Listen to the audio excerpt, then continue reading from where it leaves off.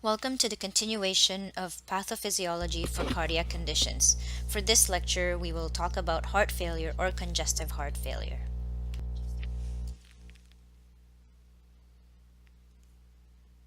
Heart failure is a complex syndrome that results from any functional or structural disorder of the heart. This means that the ventricle of the heart has an impaired ability to fill or eject blood. So, heart failure means a failure of the heart as a pump to pump enough blood to meet its metabolic needs. Therefore, this heart as a pump isn't able to distribute enough blood to the rest of the body to meet its metabolic needs. It results in or increases the risk of developing manifestations of low cardiac output and or pulmonary or systemic congestion. As you recall, in the last 2 weeks, we have been talking about atherosclerosis and how it contributes to the development of hypertension and coronary artery disease. As a result of hypertension and coronary artery disease, whether it's angina, chronic stable angina, or a myocardial infarction, these conditions can lead to heart failure. Another cause of heart failure includes dilated cardiomyopathy or enlargement of the heart.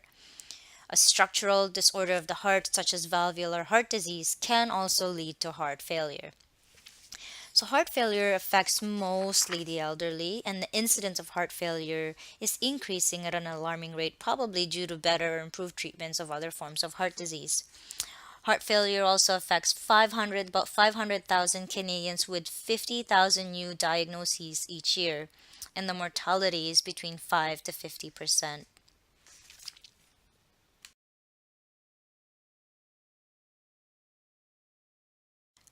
A brief review of the function of the heart.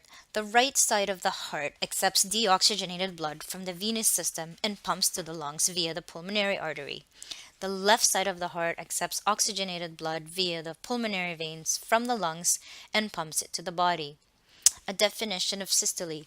The ventricles contract, forcefully expelling blood into the outflow vessels, whereas diastole is when the ventricles relax and they fill with blood from the atria. In heart failure, the heart does not adequately pump and or fill with blood, which results in the inability to meet the metabolic needs of the body. And the efficiency of the heart is determined by the volume of blood it ejects each minute.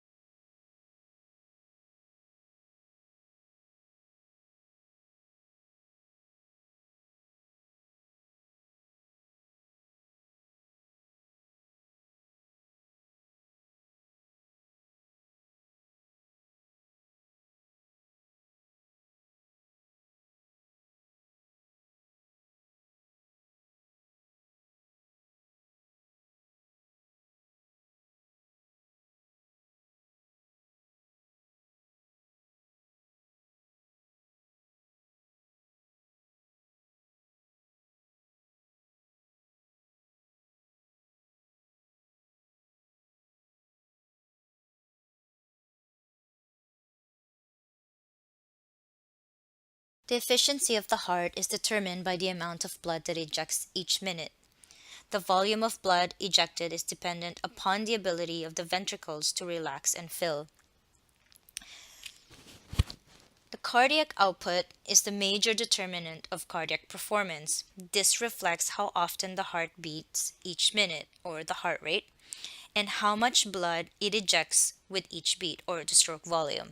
Therefore, cardiac output is expressed as the product of the heart rate and the stroke volume. So cardiac output is equals to the stroke volume times the heart rate.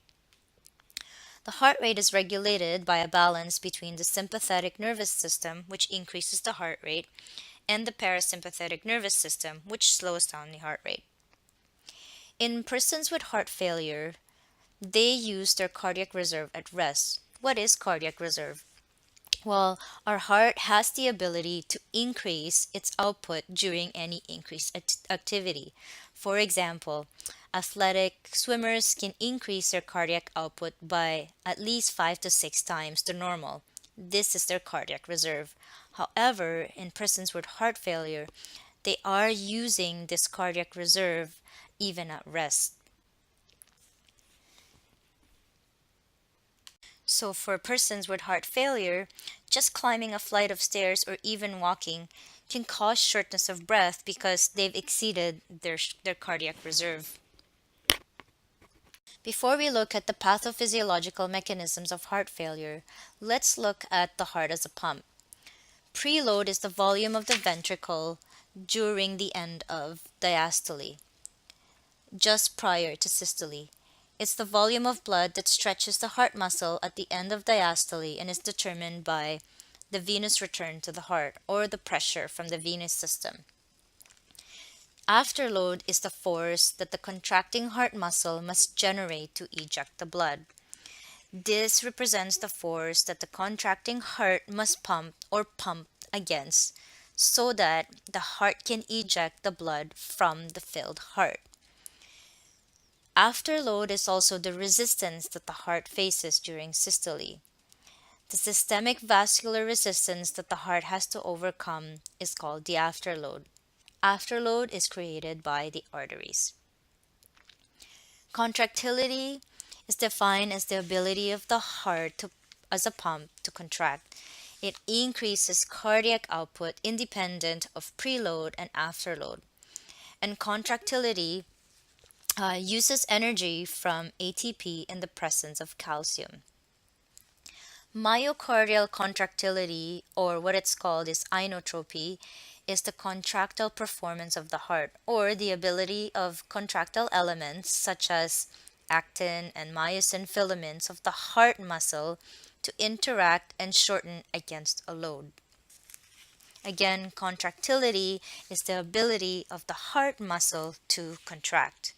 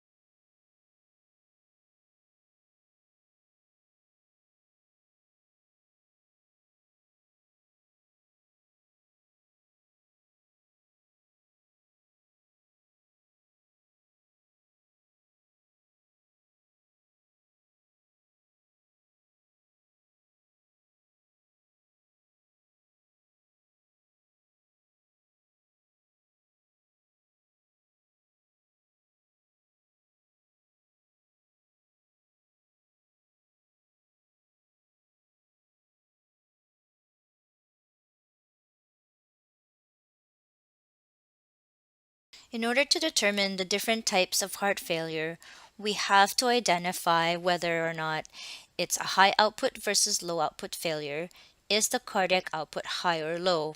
If it's a high output failure, it usually occurs when the cardiac output is normal, but a condition exists that normally increases the demand for oxygenated blood. As an example, hypertension, anemia, and pregnancy may be causes for high output failure. In low output failure, this usually occurs when the cardiac output is low, but the demand for oxygenated blood is normal.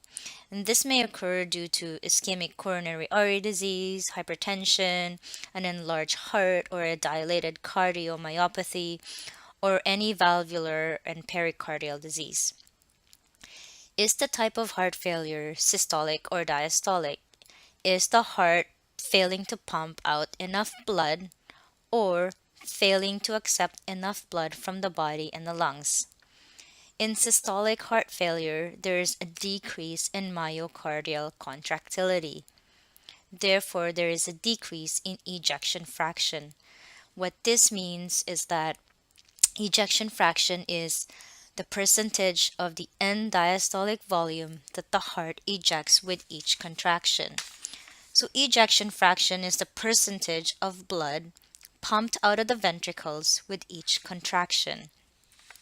So what happens with systolic failure is that there is less blood that is pumped out from the heart as a result of reduced or decreased myocardial contractility.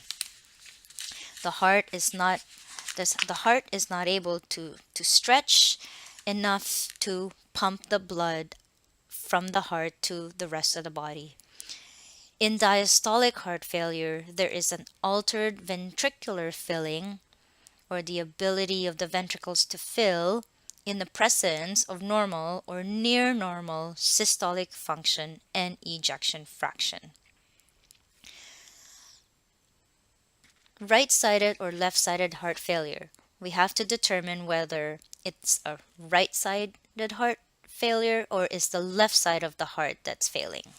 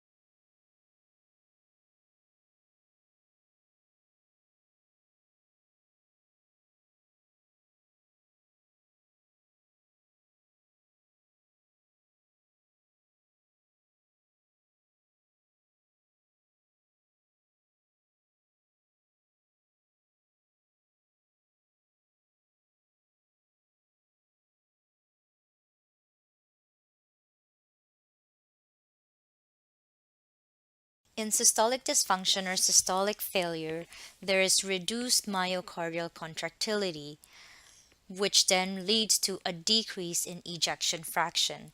So recall that ejection fraction is the percentage of blood that is pumped out of the ventricles with each contraction.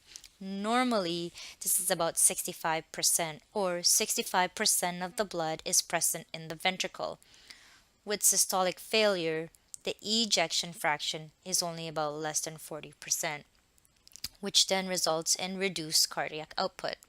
So the heart as a pump cannot sufficiently pump enough blood into the body, and there's less blood that is ejected as a result of increase in preload. As a result of this increase in preload, the blood accumulates in the atria and the pulmonary venous system, which then causes pulmonary congestion. So again, an increase in preload or the volume of blood in the ventricles leads to an excessive accumulation of blood in the atria and in the pulmonary venous system, which then leads to pulmonary congestion. And we will look at some of the manifestations of systolic heart failure. And some of the cardinal symptoms of systolic failure include respiratory related manifestations such as shortness of breath or dyspnea, fatigue, and peripheral edema as a result of excess volume that's accumulated in the venous system. Other symptoms also include orthopnea and paroxysmal nocturnal dyspnea, which are signs of jugular venous distension and cardiac enlargement. And we'll look at some of these clinical manifestations again in the next few slides. Diastolic failure or diastolic dysfunction is more of a filling problem. The body is not receiving enough blood to pump out, and there's less blood in the ventricle. Therefore, there's less blood that's ejected to the body. And what happens in diastolic failure is that there's an inability for the left ventricle to fill sufficiently during diastole. Some of the conditions that impede the expansion of the ventricle include myocardial hypertrophy or enlargement of the heart muscle, ischemic heart disease, or aging. So, what happens with diastolic dysfunction is that there's an impaired diastolic ventricular relaxation. The cardiac output is compromised by an abnormal decrease in filling of the ventricles. What happens thereafter is that the high pressure of the ventricles or the ventricular pressure increases and it causes systemic and pulmonic venous congestion. What happens thereafter is that there is a decrease in lung compliance, and we may see manifestations such as um, increased work of breathing and symptoms of shortness of breath or dyspnea. The cardiac output is decreased because of a decrease in filling. Let's look at the difference between left sided and right sided heart failure. So, the clinical manifestations of heart failure depends upon which heart chamber, the left or the right side, is dysfunctional. What happens is that the left and the right ventricles function as two pumps that are connected in series. To function effectively, the left and right ventricles must maintain equal outputs. Although initially, if the failure or the event that leads to heart failure may be primarily left or right ventricular in nature or origin, the heart failure usually progresses over time that involves both ventricles. What happens with left-sided heart failure? In left-sided heart failure, there's a diminished or reduced cardiac output with a decrease in peripheral blood flow and a progressive accumulation of blood within the pulmonary circulation. What happens is that when there's impairment of the left ventricle, there is also a decrease in the ejection of blood into the systemic circulation. So, not enough blood going into the systemic circulation. And there's also an increase in left ventricular and left atrial and diastolic pressures. This causes congestion of the pulmonary circulation. So there's a backup of blood in the pulmonary circulation. So what happens is that there is a shift of this intravascular fluid into the interstitium of the lung and results in the development of pulmonary edema.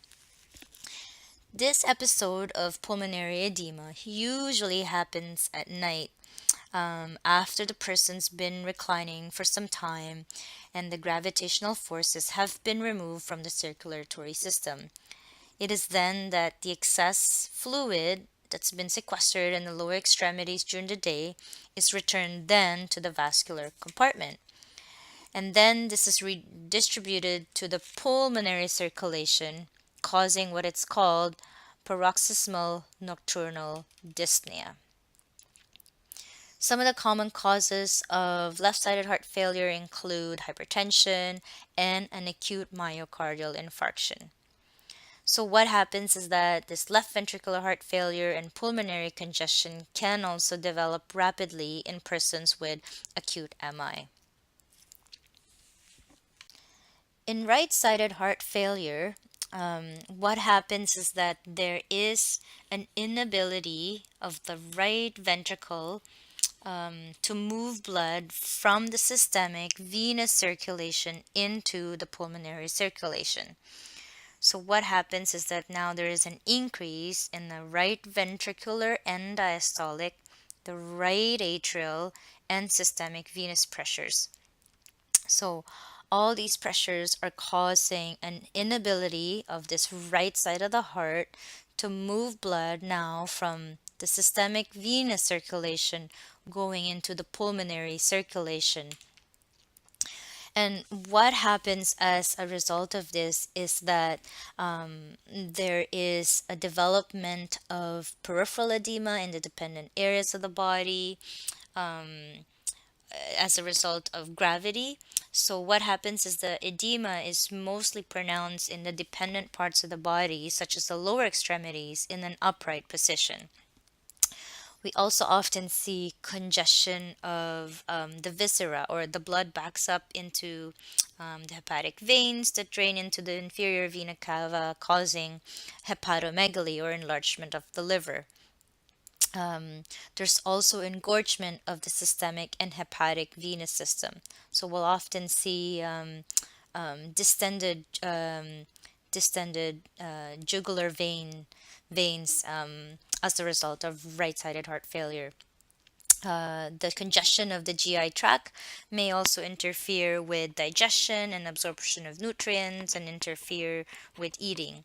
And oftentimes, as a result of the congestion of the GI tract, what happens is individuals may experience anorexia, discomfort, um, and therefore affects their ability to eat.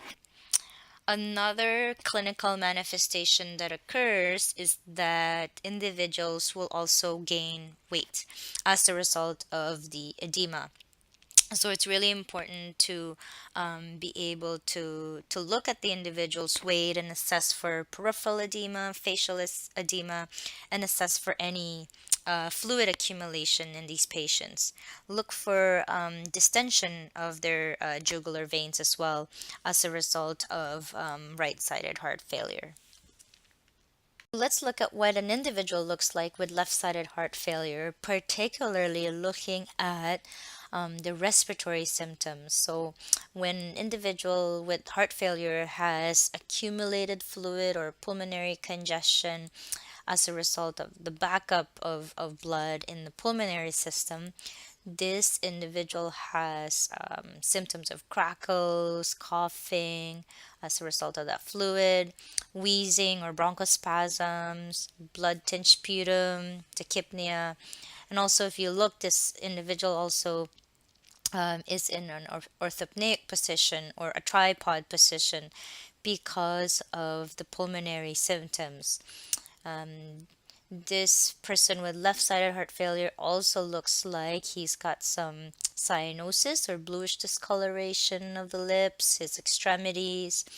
There's also restlessness, confusion, possibly as a result of reduced or impairment of gas exchange as a result of that fluid accumulation.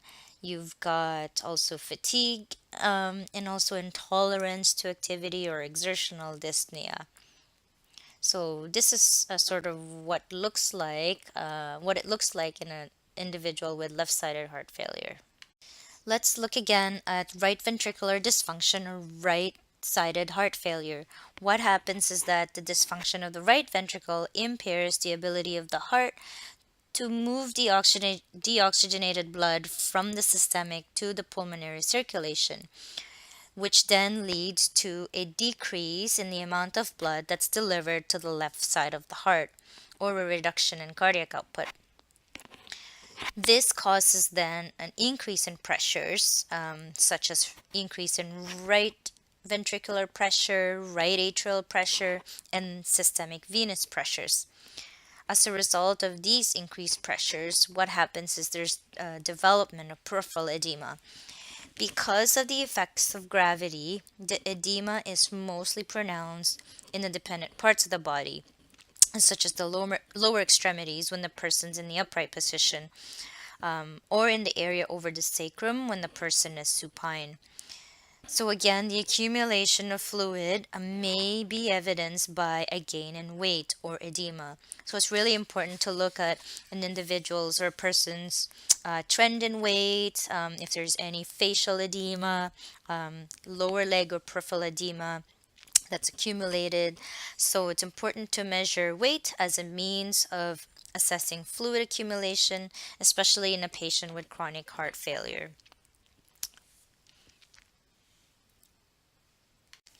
As we mentioned earlier, when there's a failure of the right ventricle, this also causes congestion of the viscera. So what happens is that as there's venous distension that progresses, the blood backs up in the hepatic veins that drain into the inferior vena cava, and as a result, the liver becomes engorged. So what happens is that this causes hepatomegaly or enlargement of the liver.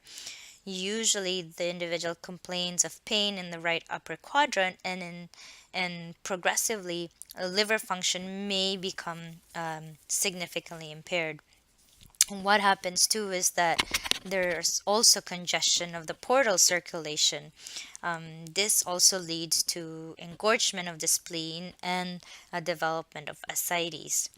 Another manifestation of right sided heart failure that we mentioned earlier is the congestion of the GI tract. This interferes with digestion and absorption of nutrients, causing an interference with eating or causing anorexia and abdominal discomfort. In severe right-sided heart failure, what happens is that the external jugular veins also becomes distended, and you can visualize this when the person is sitting up or standing. So when we look at right-sided heart failure, this is what you will typically see in the individual with right-sided dysfunction or right-sided heart failure. The individual looks like he's got some swelling of the legs or dependent edema. Also, if you look at her abdomen or this person's abdomen, there you can see evidence of ascites as a result of, again, fluid accumulation, weight gain that we mentioned earlier as a result of edema or fluid accumulation. Um, there's also systemic venous congestion, which causes enlargement of certain organs, such as the liver and the spleen, congestion in the GI system, causing anorexia or abdominal discomfort or GI distress.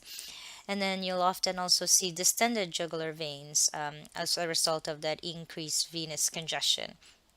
This person is also fatigued as a result of the increased workload of the heart. So remember all these common symptoms that are unique to right-sided heart failure. The next few slides are for you to use to help you with your studying in order to compare the difference between left-sided heart failure and right-sided heart failure. So you can use this as a concept map, visuals, and I highly recommend if you want to print each page and sort of make notes and look at these images or diagrams every day when you're studying, just to help you remember what happens in the process for left-sided versus right-sided heart failure and what are the symptoms and manifestations that you can see for either types of failure.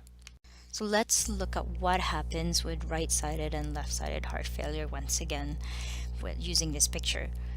So if you look at the left side of the heart, usually the blood comes from the pulmonary vein coming from the lungs into the left atria, going down into the left ventricle into the aorta to be distributed to the body. Well, if this left side of the heart does not work properly, meaning if the left ventricle doesn't accept enough blood from the lungs, or a diastolic problem, or if the left ventricle doesn't pump enough blood to the body, a systolic problem, the blood backs up. Or where does it back up? It backs up into the lungs. So the lungs fill with blood because the left side of the heart cannot accept enough blood from the lungs, and then it can't also pump enough blood to the body. This is where we will see pulmonary congestion or respiratory related symptoms that's more common with left-sided failure. In right-sided heart failure, if you look at where the blood flow is, so the deoxygenated blood is coming from the superior vena cava from the body, going into the right atrium and then into the right ventricle, traveling towards the pulmonary artery into the lungs to be oxygenated. Well, if the right side of the heart fails, meaning if the right ventricle doesn't accept enough blood from the body, a diastolic problem, or if the right ventricle doesn't pump enough blood to the lungs, a systolic problem, the blood backs up, and the blood backs up into the systemic system. The body fills with blood, and it's systemic venous congestion is what we will usually see. The lungs do not oxygenate enough blood. So what happens is we will see peripheral edema. We may also see some hepatomegaly or liver enlargement, splenomegaly. So some of these organs are systemic organs, or the systemic system will have venous congestion because the blood isn't able to pump enough blood to the lungs to be oxygenated. Okay, so that's the difference between left-sided and right-sided heart failure. And in the next couple of slides, you'll see more specifically what these manifestations are related to the different types of failure.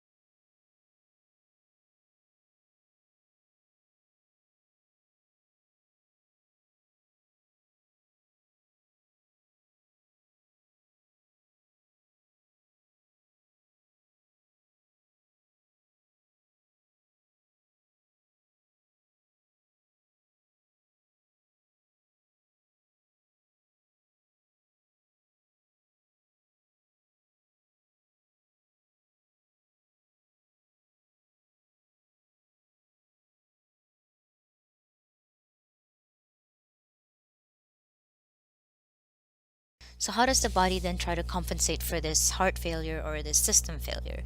Well, there is some cardiac reserve that's left to maintain that cardiac function through some of these mechanisms that's listed here. So, one of them is the Frank Starling mechanism, which we'll talk about in the next slide. And then I'll go over briefly what these mechanisms mean, but I'd like for you to go over your text and sort of highlight what happens in each of these compensatory mechanisms pathophysiologically.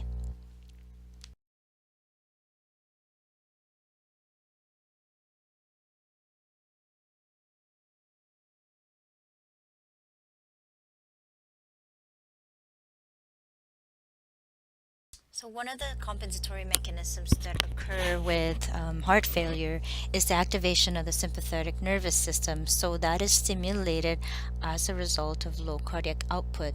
Well, what happens is that an increase in sympathetic activity can lead to increased heart rate or tachycardia and vasoconstriction.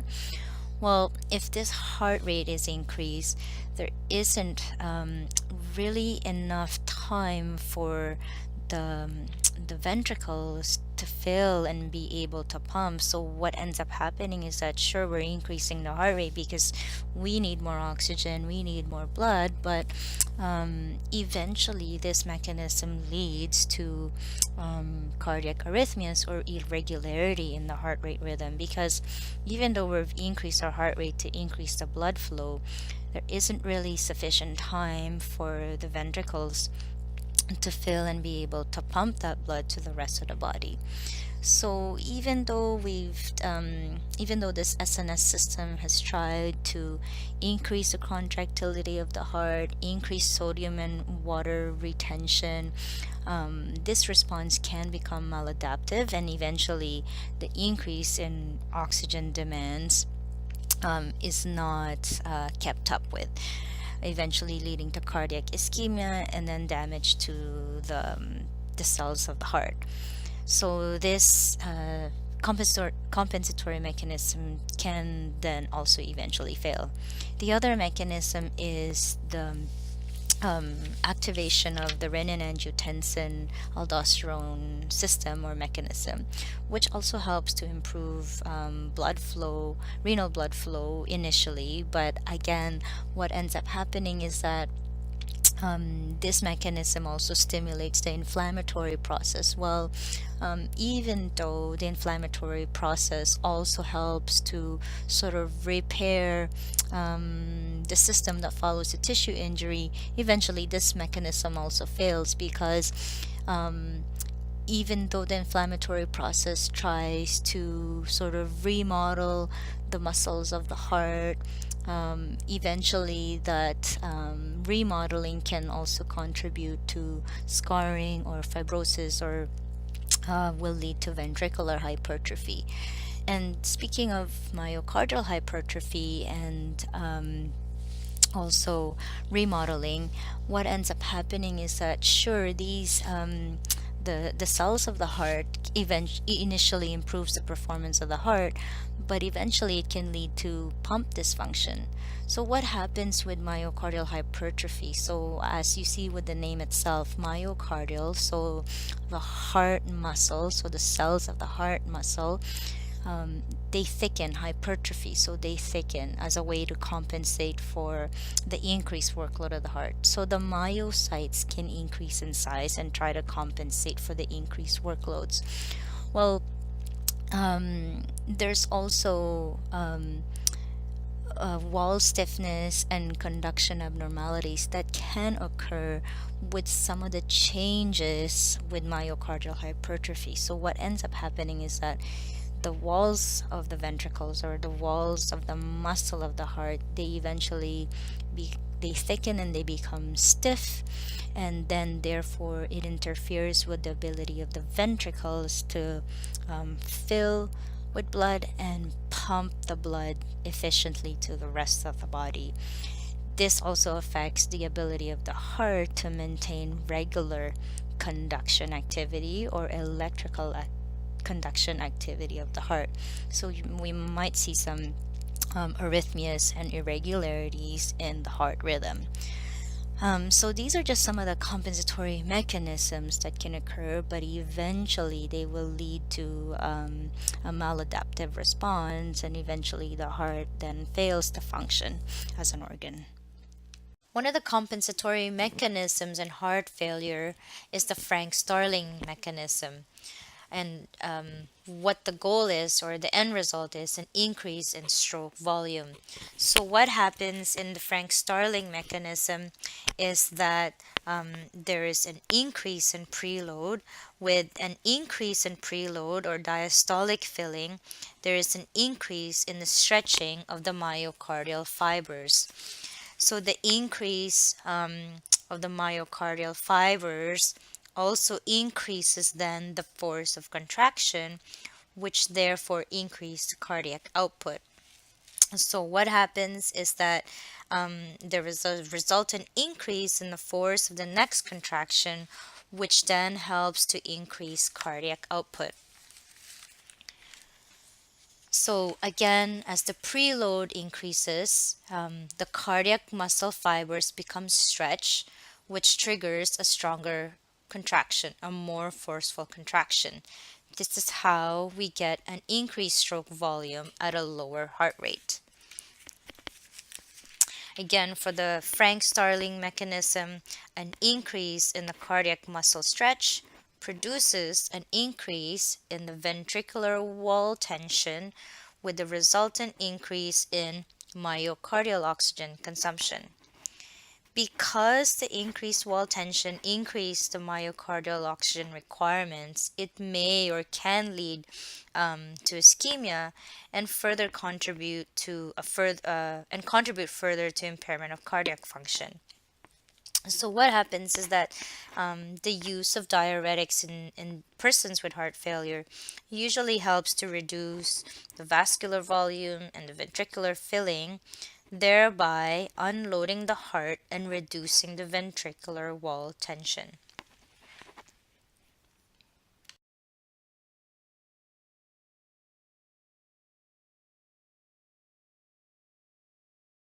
The signs and symptoms of heart failure depend on the extent and type of cardiac dysfunction that's present and the rapidity with which it develops. The signs and symptoms of heart failure reflects the physiologic effects of the impaired pumping ability of the heart, the effects of decreased renal blood flow, and also the effects of activation of the sympathetic nervous system, which is the compensatory mechanism. So some of these manifestations include fluid retention and edema, shortness of breath, and other respiratory manifestations, fatigue, limited exercise tolerance, cachexia and malnutrition, and cyanosis.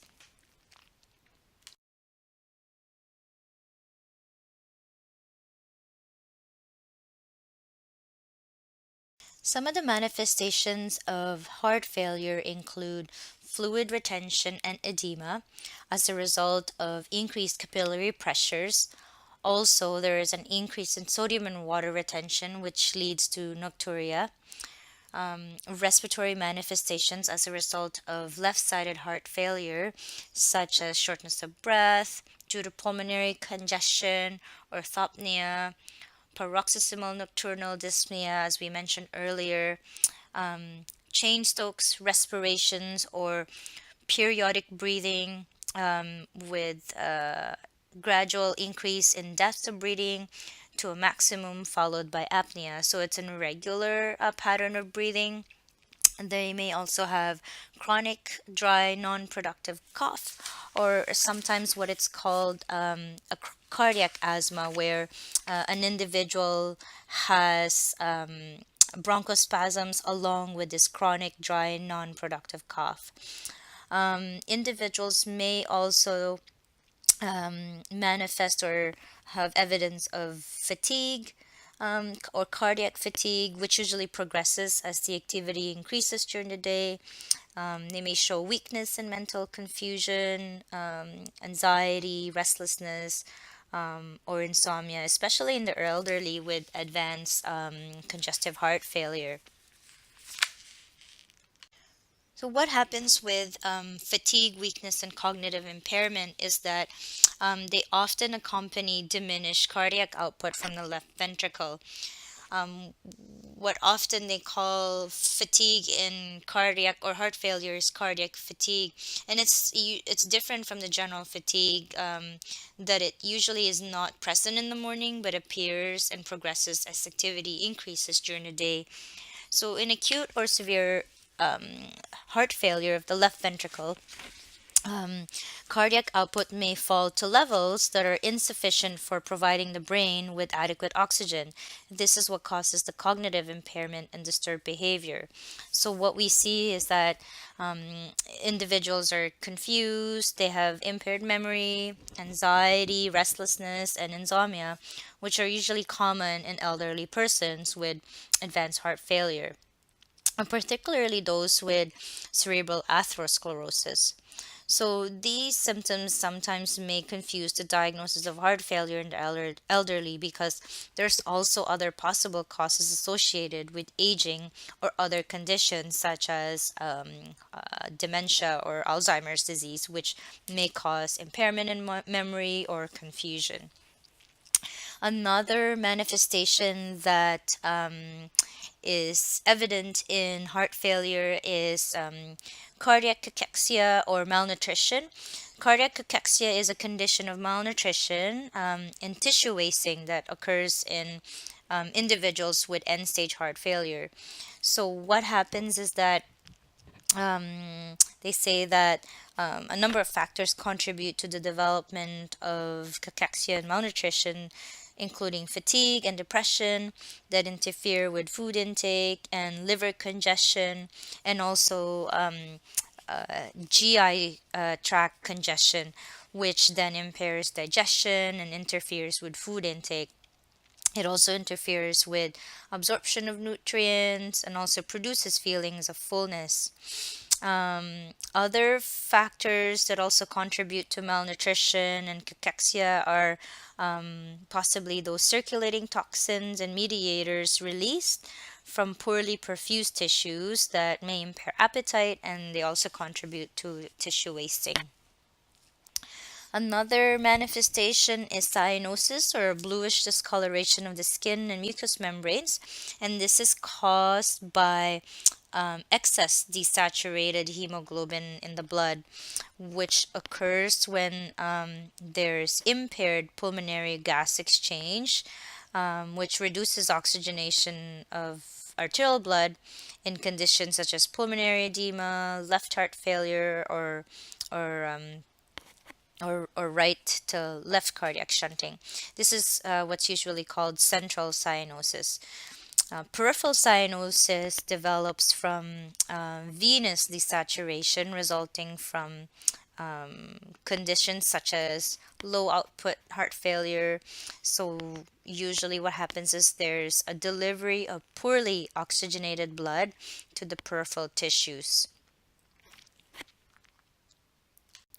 Arrhythmias and sudden cardiac death are also can occur with persons with heart failure. AFib or atrial fibrillation is the most common arrhythmia that is seen in heart failure. Now, manifestations that are associated with atrial fibrillation are related to the loss of atrial contractions, tachycardia, there's an irregular heart rate, and the symptoms related to a drop in blood pressure. What they say is that there is strong evidence that persons with heart failure are at an increased risk for sudden cardiac arrest. That is, unwitnessed death or death that occurs within 1 hour of symptom onset. Acute pulmonary edema occurs as a result of acute heart failure syndromes, and this usually indicates that there's a gradual or rapid change in heart failure signs and symptoms, resulting in the need for urgent therapy. So, the signs and symptoms are primarily the result of severe pulmonary edema as a result of elevated left ventricular filling pressures with or without a low cardiac output.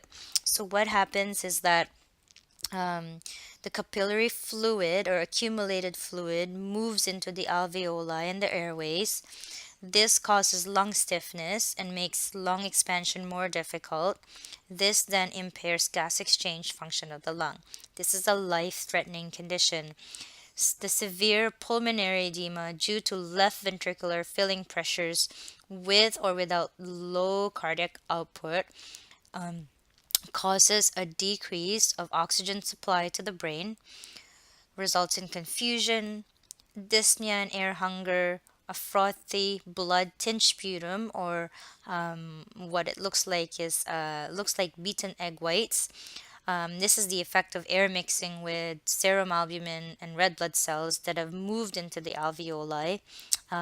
Crackles, coarse crackles, and loud crackles, a rapid pulse. The skin is moist and cool. The lips and nail beds are also cyanotic. So, this is a life threatening condition when there's acute pulmonary edema that occurs in heart failure. The person with severe pulmonary edema is usually seen sitting and gasping for air. So this is an emergent situation or condition. In order to diagnose heart failure, need to understand the cause and the extent of the dysfunction of the heart failure. A thorough physical exam and history, including identification of risk factors, are important in order to diagnose heart failure. And some of the assessments that are included in the physical exam is a comprehensive cardiovascular exam, which includes heart rate, heart sounds, trends in blood pressure. Is there any jugular vein distension? Um, is there any peripheral edema to the extremities, or is there any pitting edema that's noted? What is their respiratory status like? How are their breath sounds? Are there any coarse crackles? Is there any shortness of breath? What is their pulse oximetry like? What is their oxygen saturation? And then some of the blood work that's included may include complete blood count to assess for anemia, and then electrolytes. And this also helps to determine any fluid overload and also imbalances of electrolytes as a result of fluid overload, and also renal impairment. Um, an echocardiography, this is useful to assess the ejection fraction. And remember, um, the ejection fraction is the percentage of the blood that's pumped out of the ventricles with each contraction. So it helps assess the function of the heart, or the heart's ability to pump blood out. Um, what happens too is that the echocardiography helps to determine wall thickness or ventricular chamber size, how the valves are functioning, any heart defects, or any pericardial disease. The chest radiograph, or chest x-rays, they provide information more about the size and shape of the heart, and also the pulmonary system, vasculature, or if there's any indication of pulmonary edema and heart failure. In an acute emergency, the measurement of the central venous pressure and the central artery pressure is also used for diagnostics. The goal for treatment of heart failure depends on how rapid it happens and also the severity of the heart failure. For individuals with acute heart failure, they require more urgent therapy because we want to be able to stabilize and correct the cause of heart failure acutely. For those who have chronic heart failure, you want to be able to relieve some of the symptoms, but as well improve the quality of life for these individuals. For example, help improve them, improve their exercise tolerance or their activity intolerance, so that they still can continue to do the things that they need to do in their daily lives. Um, Another way to manage chronic heart failure is to treat or eliminate and reduce some of these risk factors, such as managing hypertension, controlling their blood sugars for diabetes, and also weight management for obesity. So, some of these treatment measures include exercise. So, having an individualized exercise training program for individuals is important to help optimize or maximize their muscle conditioning.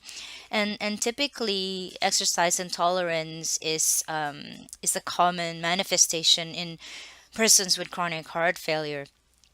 Those who are not accustomed to exercise and those who have severe heart failure, they're started on a lower intensity and shorter duration. Sodium and fluid restriction and weight management are also important for chronic heart failure. So, if you can remember, as we talked about earlier, when there's excess fluid as a result of high intake of salt, and excess accumulation of fluid, the heart works harder in order to pump blood efficiently to the rest of the body. Well, with excess fluid, also the individual may accumulate weight. So it's really important to not just restrict their sodium, but also restrict their fluid, depending on what their usual intake is. Some diuretics are also used to help facilitate that excretion of excess fluid or excretion of edema fluid. Weight management is also very important, not just for nutrition purposes, but also to monitor for any excess fluid that may accumulate over time. And then for some of these pharmacologic agents, diuretics are used, again to excrete some of this excess fluid. Blood pressure medications such as ACE inhibitors and your beta blockers, those are also used to help with heart failure. Um, the digoxin or the cardiac glycosides, they are also used in the management of heart failure. They help improve cardiac function by increasing the force and strength of ventricular contraction. So that's what they're used for. There's also vasodilators. These are agents such as nitroglycerin, and they also help improve the performance of the left heart by decreasing the preload through vasodilation, or to reduce the afterload through arteriolar dilation, or both. Um, Oxygen therapy, which we'll talk about in the next slide, and some of the advanced therapies are also used to manage and treat heart failure. So you'll learn more about some of the details and how these pharmacologic agents work for treating heart failure. So it's important to know what causes the heart failure, and know that these pharmacologic agents, they work in different areas of the body, in different mechanisms in order to treat or manage the symptoms of heart failure. Just another piece of information regarding digoxin and also digitalis preparations or cardiac glycosides. They do have positive inotropic effects, meaning they help improve the contractility of the heart, therefore helping to decrease the conduction speed within the myocardium to help slow down the heart rate. And how this is helpful is it allows more complete emptying of the ventricles, so it allows for it to empty properly in order to help diminish or reduce the volume that's remaining in the ventricles during diastole. This helps decrease the workload of the heart. So then what happens is that cardiac output is improved because now there is an improved or increased stroke volume from better contractility or improved contractility of the heart. So an individual who's receiving digitalis preparation or digoxin should also be monitored for signs and symptoms of toxicity. And the toxicity can also occur in the presence of hypokalemia, low potassium, if there's kidney or renal impairment, and also in cases of dehydration. So it's very important to monitor one's fluid status, electrolyte status, and also one's kidney function. So you'll learn more about these medications and pharmacologic measures to help with heart failure in your pharmacology class. Some of the other treatment that's included in management and the treatment of heart failure include oxygen therapy and some of the other advanced therapies such as cardiac resynchronization and implants, and also mechanical support devices. For oxygen therapy, the reason why we use oxygen is if that individual has an acute episode of heart failure and they have low oxygen saturations, or having respiratory impairment, and having low levels of oxygen in their blood, it's often beneficial to use some oxygen therapy, whether it's through using a mask, cannula, or even using a non-invasive ventilation. So the non-invasive ventilation, individuals usually use what it's called, this device called CPAP, or continuous positive airway pressure, and they're usually used to deliver oxygen at a continuous process, and they're able to relieve the dyspnea, the respiratory distress, and or any pulmonary edema.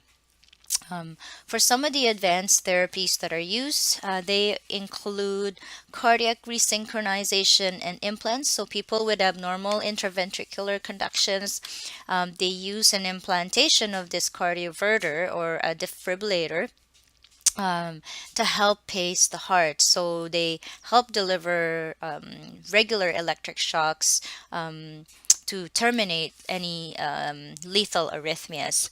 So what happens also is that Mechanical support or ventricular assistive devices are also used, or aortic balloon pumps. So these ventricular assistive devices, they're mechanical pumps used to support their ventricular function. So they're used to help decrease the workload of the heart muscle or the myocardium while continuing to maintain cardiac output and systemic arterial pressure. So this helps decrease the workload on the left ventricle or the ventricle and allows it to rest and recover. Most of these ventricular assistive devices, though, they require an invasive open chest surgery or procedure for implantation. And these assistive devices or ventricular assistive devices are used in patients who fail or have difficulty being weaned off car or being weaned off from cardiopulmonary bypass after cardiac surgery, or for those who may have been in cardiogenic shock after having a heart attack, or for those who have dilated cardiomyopathy or end stage cardiomyopathy, and those who are also waiting for cardiac transplantation. Heart transplantation is another mode of treatment for individuals with end stage cardiac failure, and they offer a good life expectancy. But the only issue is that despite the success of heart transplantation, it's the donor availability that remains a problem for heart transplantation. So, what's really important is to use a combination of these pharmacologic and non pharmacologic ways to treat heart failure in order to help improve their quality of life and relieve and manage some of the symptoms in order to sort of slow down the progression of heart failure and also prevent any further complications. So, you'll learn more about the treatment for heart failure in your theory class.